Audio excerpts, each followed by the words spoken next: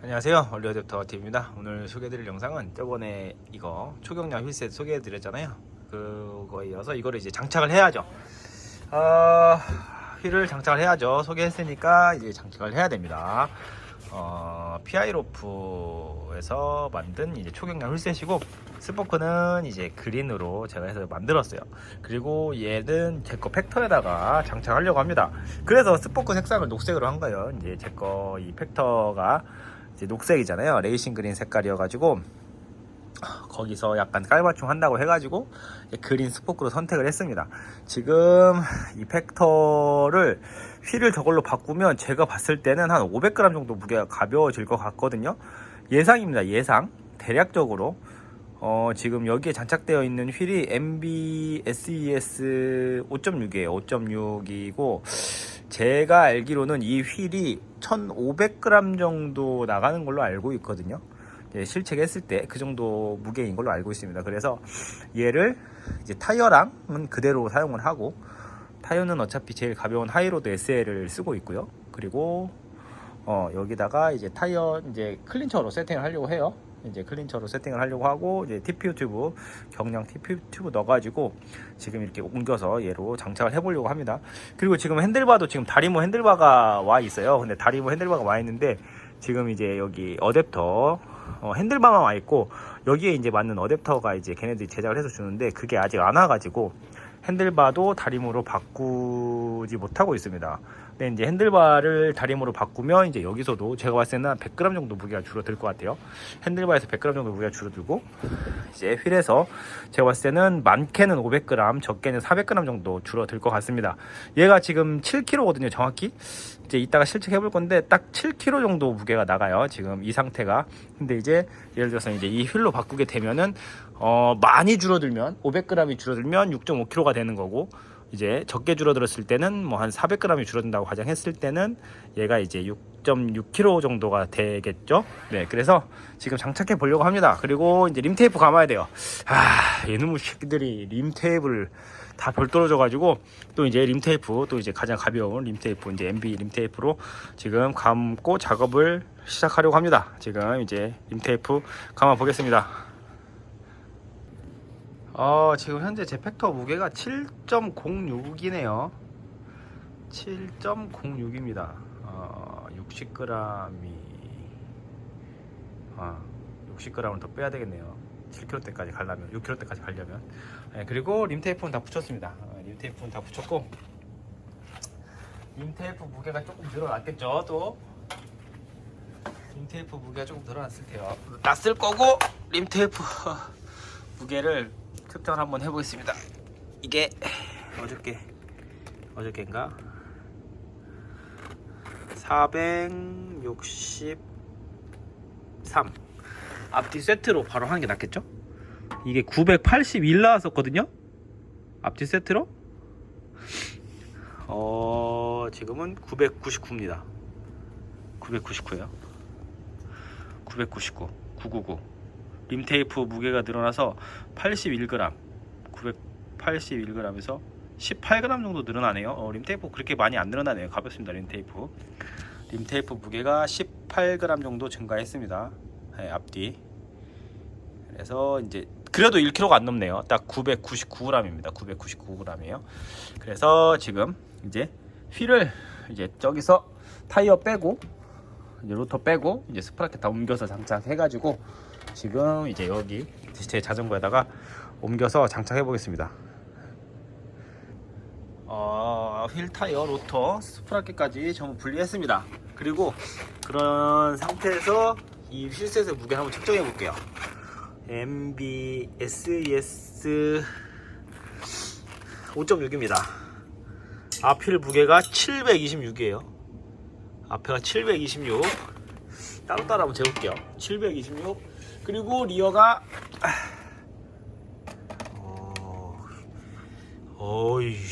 864. 역시 무거워요. 그러면은 1500, 1400g, 1500g까지 안 넘나? 앞뒤 하면 이야, 1590입니다. 1590이에요. 와, 그러면은 600g 대략 그렇죠. 590g, 얘가 999니까요. 야, 무게 많이 줄어들 것 같습니다. 1590g입니다. 확실히 이게 림폭이 두껍고 얘가 두껍고, 허브도 이제 크리스킹 허브예요. 크리스킹 허브여가지고 제가 개인적으로 크리스킹 허브를 좋아하긴 합니다. 그래서 제가 이제 이 휠은 소장용으로 제가 가지고 있으려고 하거든요. 5.6의 크리스킹 허브예요. 그래서 되게 이 허브는 제가 어렸을 때부터 약간 너무 좋아했던, 그냥 그 어렸을 때 그 있잖아요. 어렸을 때 너무 좋아했던 허브여가지고 제가 크리스킹을 개인적으로 너무 좋아합니다. 허브는. 그래서 지금 이 타이어는 그대로 옮기고, 튜브는 바람이 조금씩 새가지고 튜브는 이제 바꿀 거예요. 튜브는 교체를 하고, 타이어는 교체한 지 얼마 안 된 거라서 그냥 타이어는 그대로 쓰려고 하고요. 그럼 여기다가 이제 옮겨서 장착해 보겠습니다.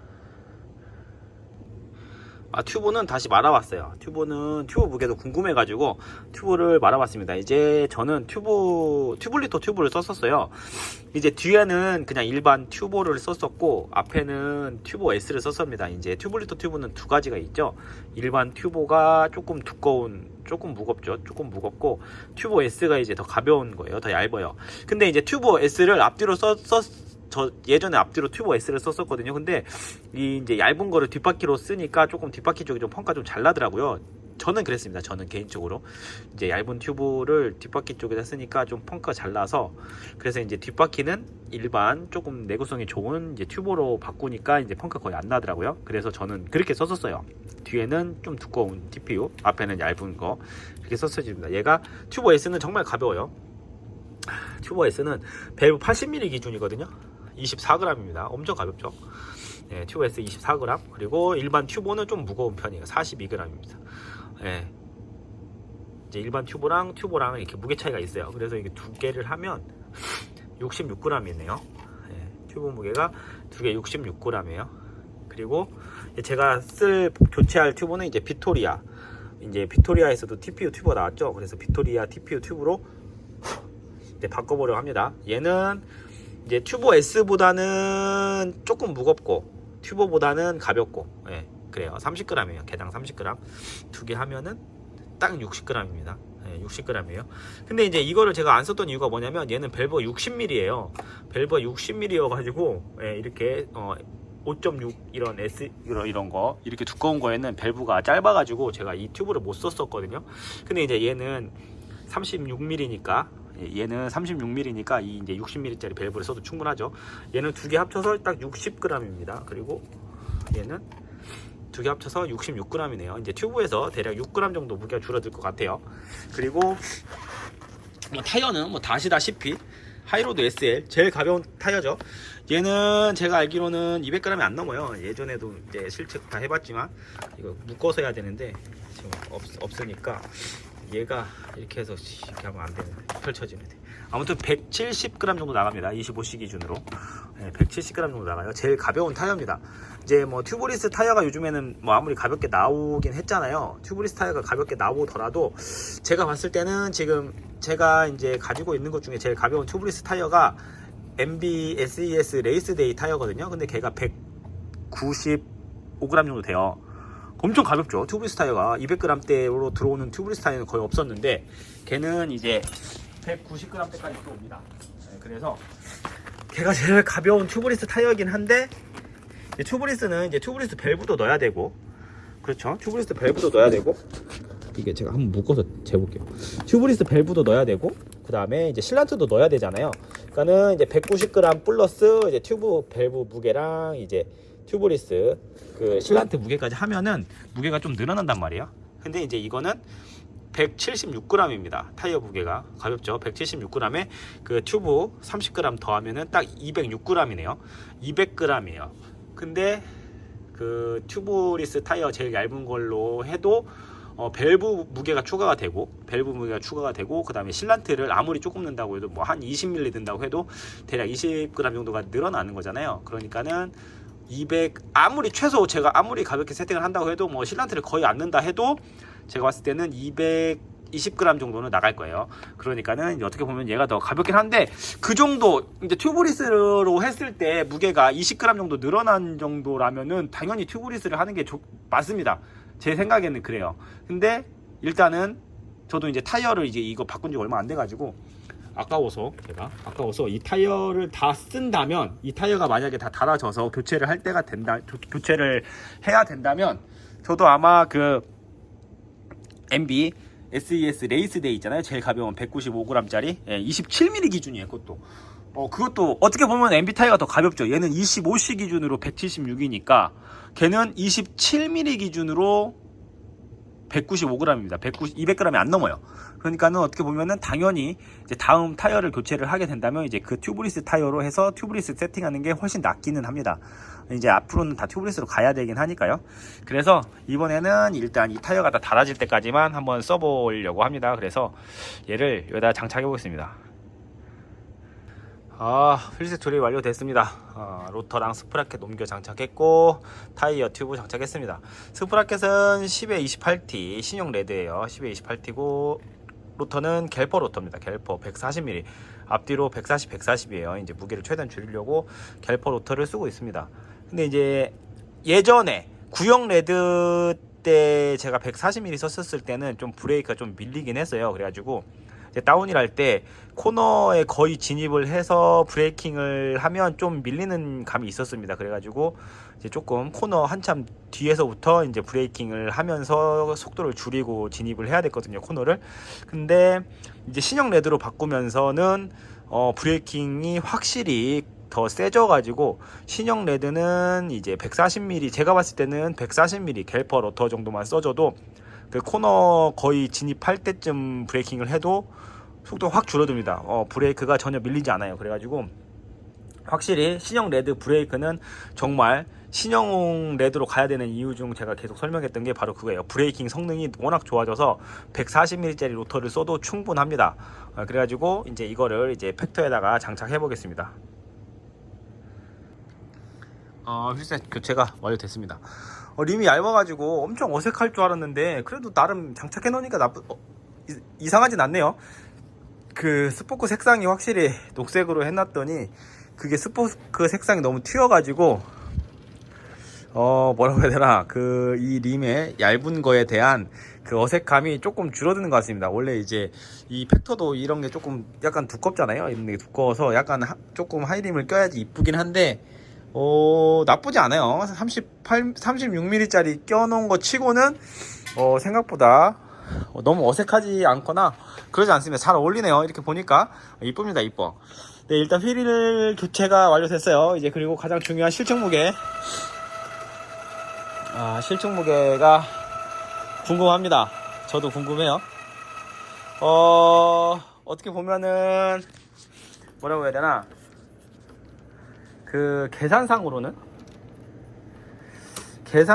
봤을 때는 거의 600g이 빠져야 돼요. 590g 590g이 빠져야지 정상이죠. 빠질 것 같습니다. 근데 뭐 아까 뭐 동일한 조건에서 뭐 여기서 더 이상 무게 늘어난 게 없었으니까, 그래서 무게 측정을 해보겠습니다.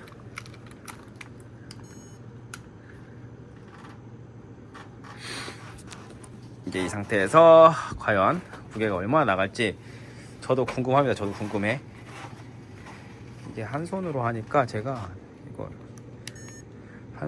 항상 한 손으로 영상을 찍다 보니 카메라를 들고 있어서 제가 이게 잘 안 되는데,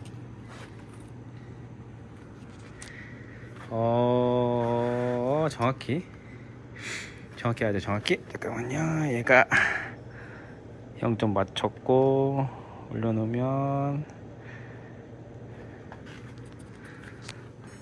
6.47. 야, 거의 500g, 거의 600g, 거의 600g 빠졌네요. 아까 7.60이었죠. 7.60, 정확히 590g 빠졌네요. 정확히 590g. 와, 정확히 590g이 빠졌습니다. 6.47이에요 6.47. 네. 이 정도면은 뭐 제가 봤을 때는 팩터로 가장 가볍게 세팅하지 않았을까 생각합니다. 그리고 이제 다리모 핸들바 온 거 있거든요. 그 다리모 핸들바로 바꾸면은 여기서도 한 100g 정도가 줄어들 거란 말이에요. 다리모 핸들바에서도 많이 줄어들면은 제가 봤을 때 한 120g까지도 줄어들 것 같아요. 그리고 이제 예를 들어서 바테입 같은 것도, 바테입도 조금 더 가벼운 거 있잖아요. 페더라이트 그런 걸로 감으면은 바테입에서도 무게 조금 줄어드니까 그렇게 하면은 6kg 초반대까지도 가능할 것 같습니다. 야, 팩토로 6kg 초반대 가능할 것 같네요. 이 휠 느니까. 그리고 예를 들어서 팩토 말고 지금 뭐 가볍게 프레임 가볍게 나온 거 있잖아요. 뭐 SL8이라든지 뭐 예를 들어서 캐논데일 랩기라든지 뭐 그런 것들은 얘보다 프레임 무게가 거의 300g 이상 가볍거든요. 제가 이제 팩터 이거를 처음 받았을 때 실측했을 때 무게가 1kg였습니다. 거의 990 막 1kg 이랬어요. 그러니까 프레임 무게가 거의 1kg에 육박한데 이 정도 무게면은 예를 들어서 뭐 SL8 같은 경우에는 거의 700g, 600g 후반대잖아요. 그러면은 무게가 여기서 300g이 더 빠진단 말이에요. 예를 들어서 같은 부품을 여기 있는 부품을 그대로 가져간다고 했을 때 예를 들어서 그럼 뭐 캐논데일도 프레임이 780g 이 정도 나가요. 그러니까 얘보다 거의 200~300g이 무게가 가벼운 거죠.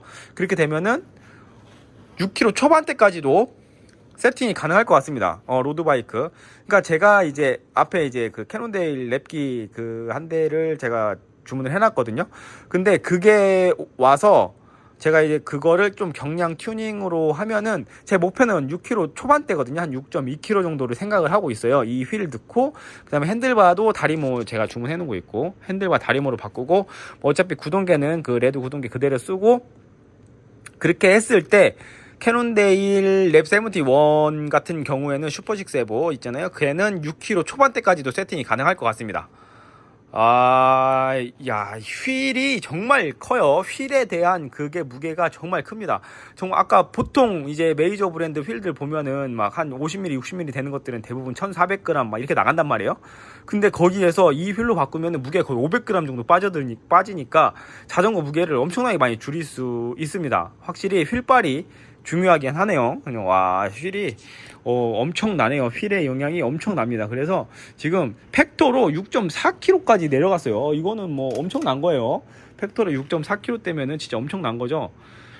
야, 저도 놀랐습니다. 근데 이제 이거를 막상 타봐야 되겠죠. 이제 필드 나가서 타봤을 때 이제 항속성이나 이제 반응은 빠르겠죠. 당연히 무게가 가볍고 하니까 이제 순간적으로 쳤을 때 반응이라든지 어필 반응은 되게 좋을 텐데 이제 평지에서 지속주로 갔을 때 얼마나 힘드냐, 얼마나 덜 힘드냐인데 내가 봤을 때 확실히 림이 얇으면 이제 평지에서 지속주로 꾸준히 달릴 때는 확실히 힘이 많이 들기는 합니다. 확실히 두꺼울수록 좋아요. 그래서 TT를 타는 이유가 TT 같은 경우에는 저도 TT를 타고 있지만 뒤에 디스크 휠이 달려있단 말이에요. 디스크 휠이 달려있는데 걔로 어필을 가면은 뒤집니다. 진짜 최근에 약간 낙타등이 많은 코스를 TT를 타고 가봤는데 와, 이거는 와, 진짜 뒤지겠더라고요. 진짜 야, 내가 컨디션이 안 좋나 아니면 자전거 안 나가는 건가 막 그렇게 생각을 했어요. 근데 너무 힘들더라고요. 살짝 어필이나 약간 어필이 좀 긴 구간에서 이제 뭐 이렇게 림이 두꺼운 것들 막 그 TT처럼 막혀있는 림의 자전거를 타면은 진짜 어필에서는 너무 힘듭니다. 근데 그런 TT가 평지에서 지속으로 꾸준히 가잖아요. 40km 이상으로 꾸준히 달리면 정말 편합니다. 힘이 이런 로드바이크보다 훨씬 적게 들어요. 제가 그냥 간단하게 데이터적으로 봤을 때 TT로 평지에서 바람이 안 분다고 가정을 했을 때 250W 정도만 내도 40km 이상으로 달립니다. 40km, 42km, 43km를 유지하면서 달릴 수가 있단 말이에요.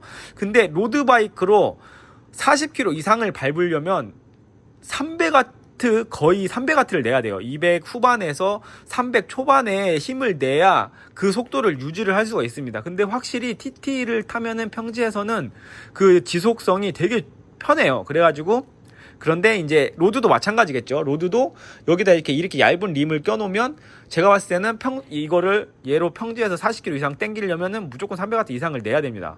그리고 이제 림이 두꺼워지면 두꺼워질수록 그게 이제 힘이 조금씩 줄어드는 거죠. 이제 고속에서는 힘이 줄어들어요. 근데 저속에서 이제 뭐 섰다 갔다 하거나 뭐 나타등이 많다거나 그런 데에서는 이제 이런 휠이 유리하겠죠. 그래가지고 이 지금 팩터 뭐 저울이 꺼졌는데 6.4kg대까지 감량이 됐습니다. 와, 엄청나네요. 저도 깜짝 놀랐습니다. 야, 역시 휠이 정말 중요해요. 야, 휠발이 기가 막힙니다. 야, 와, 들었을 때도 한 손으로 그냥 가뿐히 들 수 있을 정도로 가벼워요. 야, 6.7kg입니다. 6.65 나오네요, 이번에는. 이렇게 해서 로드바이크 또 경량화 또 해봤습니다. 또 제가 원하는 대로 세팅을 해봤어요. 이제 다리모, 핸들바 다리모로만 바꾸면은 이제 이 팩터에서는 이제 더 이상 할 건 없습니다.